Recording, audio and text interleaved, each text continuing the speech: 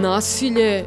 ne sme da se toleriše i da mi bilo kakvo nasilje nećemo trpeti. Važno je da kažem da je moja poseta Sigurnoj kući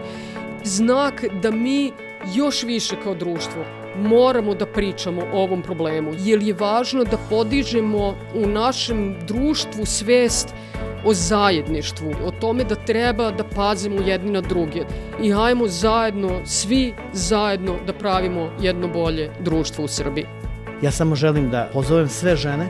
i sve ljude koji trpe nasilje da razumeju da je društvo odlučno u borbi protiv nasilnika, da se ohrabre da prijave nasilje i da na taj način pomognu i sebi i svojim porodicama i zato i služe ovakvi obilasci da naprosto pokažemo javnosti da nasilje u našem društvu nije više prihvatljivo.